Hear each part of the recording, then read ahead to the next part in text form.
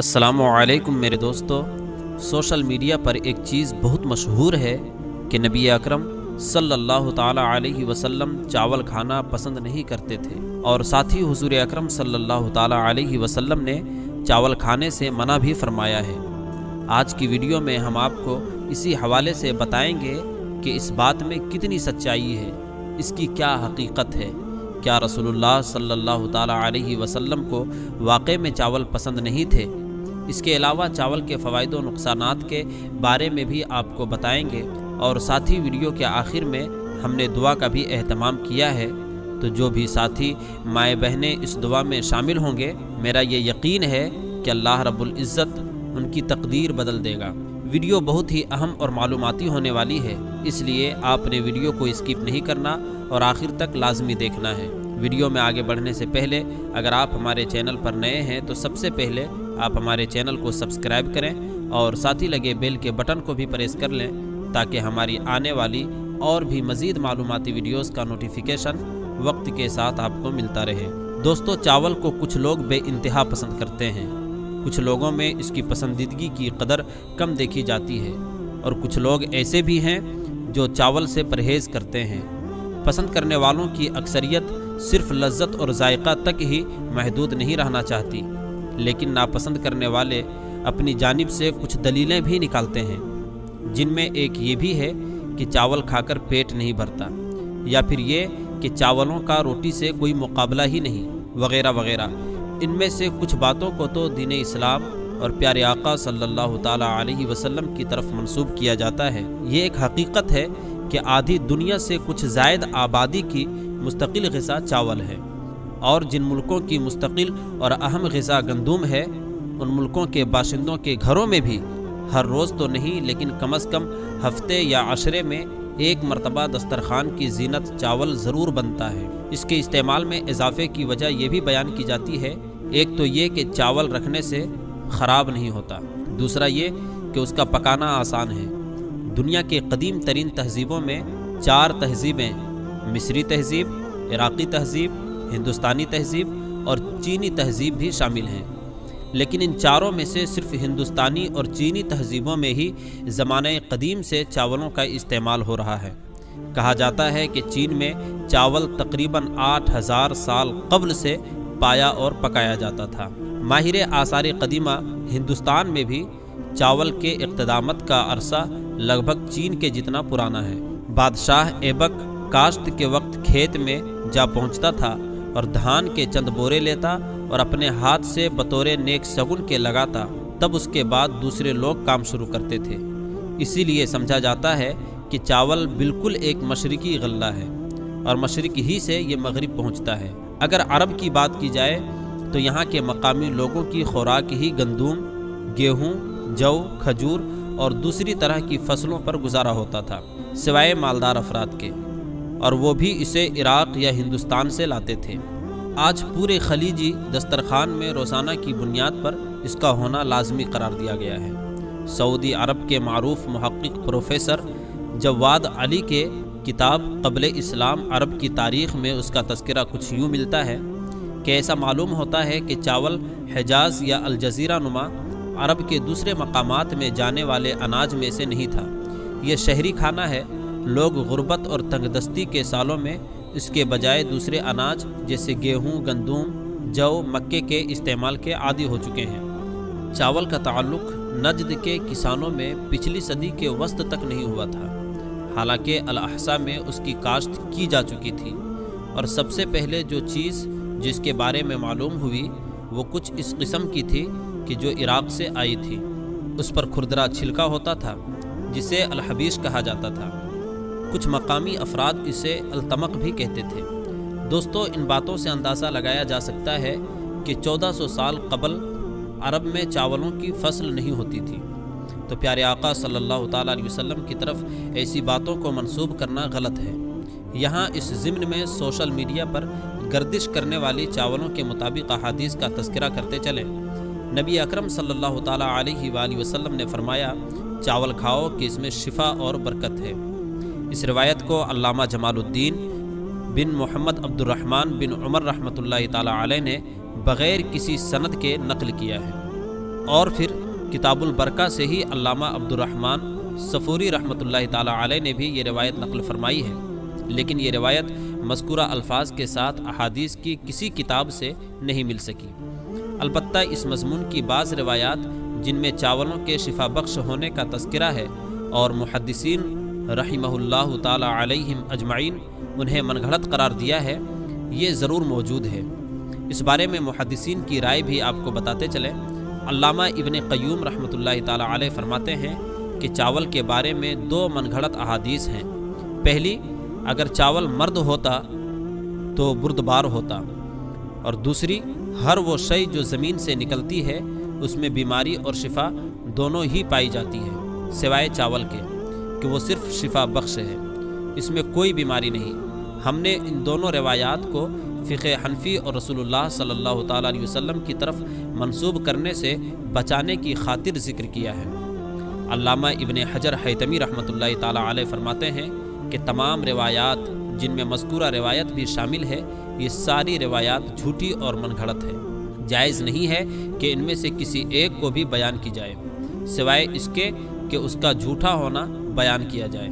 لہٰذا مذکورہ روایات کے چاول کھاؤ کہ اس میں برکت اور شفا ہے، جب تک اس کی معتبر سند نہ مل جائے اسے رسول اکرم صلی اللہ تعالیٰ علیہ وسلم کی طرف منسوب کر کے بیان کرنے سے احتراز کیا جائے۔ مزید یہ کہ مذکورہ بعض روایات جن میں چاولوں کے شفا بخش ہونے کا تذکرہ ہے اور چاول کھانے سے منع کرنے کی بات ہے، محدثین کی ان کے من گھڑت ہونے کی صراحت کی وجہ سے اسے بھی رسول اللہ صلی اللہ تعالیٰ علیہ وسلم کی طرف منسوب کر کے بیان کرنا درست نہیں۔ یہاں آپ کو چاولوں کے فوائد اور نقصانات بتاتے چلیں۔ چاول ایک ایسی غذا ہے کہ ہر گھر میں بہت ہی شوق کے ساتھ کھائی جاتی ہے۔ کچھ لوگ فرمائش کر کے زیادہ چاول پکواتے ہیں تاکہ اگلے ٹائم بچے ہوئے چاول کھائیں اور لطف اندوز ہوں۔ چاولوں میں فائبر، میگنیشیم اور یہاں تک کہ وٹامن بی بھی شامل ہوتا ہے۔ اکثر گھرانوں میں دعوت کا دسترخوان چاولوں کے بغیر نہیں ہوتا۔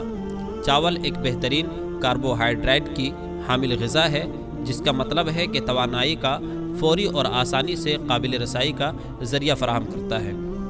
یہ خاص طور پر ایتھلیسٹ یا شدید جسمانی سرگرمیوں میں مجبور افراد کے لیے زیادہ فائدہ مند ہوتا ہے۔ یہ آسانی سے ہضم ہو جاتا ہے، جو اسے حساس نظام ہاضمہ والے مریضوں یا بیماری سے صحت یاب ہو رہے افراد کے لیے موضوع بتاتے ہیں۔ پیٹ کی خرابی، جسے ہاضمہ کے مسائل کے دوران ہلکی پھلکی غذا کے طور پر اسے استعمال کیا جا سکتا ہے، قدرتی طور پر گلوٹین سے پاک ہوتے ہیں۔ یہ ایک متوازن غذا ہے اور ان لوگوں کے لیے انتہائی موضوع ہے جو اپنے وزن کو منظم کرنا چاہتا ہے۔ چاول میں اینٹی آکسیڈنٹ جو جسم کو فری ریڈیکلز، غیر مستحکم جوہری جراح سے بچانے میں مدد دیتے ہیں، جو خلیات اور ڈی این اے اور پروٹین کو نقصان پہنچا سکتے ہیں۔ چاولوں میں ضروری وٹامنز اور معدنیات جیسے میگنیشیم، پوٹیشیم اور وٹامن ڈی پائی جاتی ہے، جو مدافعاتی نظام کو مزید مؤثر بنانے میں مدد دیتا ہے۔ سفید چاول کھانے سے موٹاپن اور کینسر جیسی دائمی بیماریوں کا خطرہ کم ہو سکتا ہے۔ دوسری طرف اگر نقصانات کی بات کی جائے تو طبی ماہرین کا کہنا ہے کہ چاول کھانے میں کوئی حرج نہیں، لیکن یہ چیز بہت زیادہ اہمیت رکھتی ہے کہ چاول کتنے کھائے جا رہے ہیں۔ چاول کے زیادہ استعمال سے شوگر کا پیول بڑھنے کا خطرہ بڑھ جاتا ہے، جبکہ موٹاپے کے خدشات میں بھی اضافہ ہو جاتا ہے، جس کی وجہ سے اس کے صحت کے خطرات زیادہ اور فوائد کم ہو جاتے ہیں۔ طبی ماہرین کہتے ہیں کہ ایک وقت میں 1 کپ سے زیادہ چاول کا استعمال نہ کیا جائے، کیونکہ اس سے آپ کی صحت پر اچھے اثرات مرتب نہیں ہوتے۔ اس کی وجہ یہ بھی ہے کہ چاول میں فائبر بہت ہی کم مقدار میں پایا جاتا ہے۔ اگر آپ چاول کے ساتھ دال، سبزیاں، دہی، سلاد اور گوشت کا استعمال کریں تو یہ بہترین طریقہ ثابت ہوتا ہے۔ چاول کھانے سے شوگر کے خطرات بھی بڑھ جاتے ہیں۔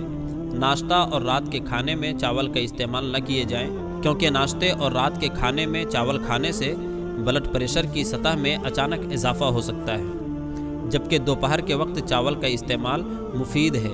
چاولوں کے ساتھ دال، سبزیاں، دہی، سلاد شامل کرنے سے فائبر اور پروٹین کا کچھ حصہ خوراک میں شامل ہو جاتا ہے، جس کی وجہ سے چاول کے نقصانات میں کچھ کمی آ جاتی ہے اور آپ کو زیادہ دیر تک بھوک بھی نہیں لگتی۔ دوستو، ہندوستان ایک زرعی ملک ہے اور ہمارے یہاں چاول بڑے پیمانے پر کاشت کیا جاتا ہے۔ یہی نہیں، ملک میں عوام کی اکثریت چاول بہت ہی شوق سے کھاتے ہیں۔ اس چیز سے قطع نظر کہ چاولوں کا زیادہ استعمال آپ کے لیے مسائل بھی پیدا کر سکتا ہے۔ ضرورت اس چیز کی ہے کہ چاول کا استعمال اعتدال کے ساتھ صحت کو ملحوظ نظر رکھتے ہوئے کرنا چاہیے۔ دوستو، یہ تھی ہماری آج کی ویڈیو۔ اگر آپ کو ہماری آج کی یہ ویڈیو پسند آئی ہے تو آپ سے گزارش کرتے ہیں کہ آپ ہمارے چینل کو ضرور سبسکرائب کریں اور ساتھ ہی لگے بیل کے بٹن کو بھی پریس کر لیں تاکہ آپ کے پاس ہماری مزید معلوماتی اور اسلامک ویڈیوز کا نوٹیفیکیشن بر وقت ملتا رہے۔ اللہ پاک کی بارگاہ میں دعا ہے کہ اللہ پاک آپ کو اپنے حفظ و امان میں رکھے، آمین۔ پیارے دوستو، جیسا کہ ہم نے ویڈیو کے شروع میں ہی آپ سے وعدہ کیا تھا کہ آخر میں دعا کا اہتمام کیا گیا ہے، تو آئیں سب سے پہلے تمام ساتھی مائیں بہنیں میرے ساتھ درود شریف پڑھیں اور کثرت کے ساتھ کمنٹ میں آمین لکھیں۔ اللہ اس آمین کو لکھنے کی برکت سے میری اور آپ کی تقدیر بدل دے گا۔ سب سے پہلے ایک مرتبہ درود ابراہیم پڑھ لیں۔ اللہم صلی علی محمد وعلی آل محمد کما صلیت علی ابراہیم وعلی آل ابراہیم انک حمید مجید۔ اللہم بارک علی محمد وعلی آل محمد کما بارکت علی ابراہیم وعلی آل ابراہیم انک حمید مجید۔ اے اللہ، ہم تیرے گناہگار بندے ہیں۔ اے اللہ، ہم تیرے خطا کار بندے ہیں، ہم تیرے عاجز بندے ہیں، تیری پاکی بیان کرتے ہیں اور تیرے آگے دعا کے لیے ہاتھ پھیلاتے ہیں۔ ہماری خطاؤں کو معاف فرما، ہمارے گناہوں کو معاف فرما۔ اے اللہ، ہم اپنے اگلے پچھلے صغیرہ کبیرہ چھوٹے بڑے سبھی گناہوں سے، سبھی خطاؤں اور نافرمانیوں کی تجھ سے معافی مانگتے ہیں۔ اے اللہ، اے رب العزت، ہم اپنے گناہ سے توبہ کرتے ہیں، ہماری توبہ قبول فرما۔ اے پاک پروردگار، ہم سب کو سچا اور پکا مسلمان بنا دے، ہم سب کو اسلام پر استقامت فرما، ہمیں کامل اور پختہ ایمان والا بنا۔ اے پروردگار، تمام مسلمان کو خواب غفلت سے بیدار کر دے۔ اے اللہ، ہمارے دین اسلام کی حفاظت فرما، مسلمانوں کو دین و دنیا میں وسعت عطا فرما۔ اے عرش کے مالک، اے حکمت والے، اے کائنات کے رب، ہمارے دلوں کو گمراہ ہونے سے بچا۔ جس طرح سے پہلی قومیں گمراہ ہوئی ہیں اور جس طرح سے پہلی قوموں نے اپنے انبیاء کی نافرمانی کی ہے، اے اللہ تو ہمیں ایسی نافرمانی سے بچا۔ اے اللہ، ہمیں ان عذابوں سے بچا جو تو نے پچھلی قوموں پر نازل کی ہے۔ اے اللہ، تو ہمیں ان تمام گناہوں سے بچا جن گناہوں میں پچھلی قومیں مبتلا ہوئی ہیں۔ اے مولا کریم، ہماری حفاظت فرما ہر اس پہل سے جو تیرے ناراضگی اور تیرے غضب کا سبب بنے۔ اے اللہ، ہمارے زندگی کو اپنی چاہت کے مطابق ڈھال دے، ہمیں صرف اور صرف نیکی کی توفیق عطا فرما۔ ہم نیکی کی باتوں کو سننے والے بن جائیں اور ان پر عمل کرنے والے بن جائیں۔ نیکی کی باتوں کو پھیلانے کی ہمیں توفیق عطا فرما۔ اے اللہ، یہ دور فتنے کا دور ہے، امت کے اندر ہر طرح کے گناہ پائے جاتے ہیں۔ تو ہمارے حال پر رحم فرما اور ہمارے گناہوں سے ہمیں بچنے کی توفیق عطا فرما۔ اے اللہ، تو کریم ہے، تو رحیم ہے، تو رحمان ہے، تو غفور الرحیم ہے۔ تو ہمارے گزشتہ گناہوں کو معاف فرما دے اور آئندہ کے لیے تو ہمیں گناہوں سے بچنے کی توفیق عطا فرما۔ اے اللہ، ہمارے تن من، دل و دماغ کو، روح و جسم کو پاکیزہ بنا دے، ہمارے دلوں پر لگے زنگ کو، ہمارے دلوں پر جمی گندگی اور میل کچیل کو اپنی رحمت سے دھو دے۔ اے اللہ، ہمیں اپنے عذاب اور رسوائی سے بچا۔ اے پاک پروردگار، تمام مسلمانوں کے اخلاص اور سستی اور غفلت سے حفاظت فرما۔ یا اللہ، اسلام کا بول بالا عطا فرما اور اسلام کا جھنڈا بلند عطا فرما۔ اے اللہ، تمام امت محمدیہ کو حشر کی رسوائی سے پناہ عطا فرما۔ اے اللہ، ہم سے راضی ہو جا، ہمیں شیطان اور نفس کے شر سے حفاظت فرما۔ اے پروردگار، ہمارے قدموں کو صراط مستقیم پر قائم رہنے والا بنا دے، ہم پر اپنی خاص رحمت نازل عطا فرما، اپنے قہر و غضب سے بچا۔ اے اللہ، ہمیں ان لوگوں کی صحبت عطا فرما جو تیرے پسندیدہ بندے ہوں اور ہمیں ان سے قریب کر دے جو تیری یاد دلاتے رہیں اور ہمارے ایمان میں اضافے کا سبب بنے اور ہماری نیکی کے سفر کی منزل جنت ہو اور تیری رضا کا حصول ہو۔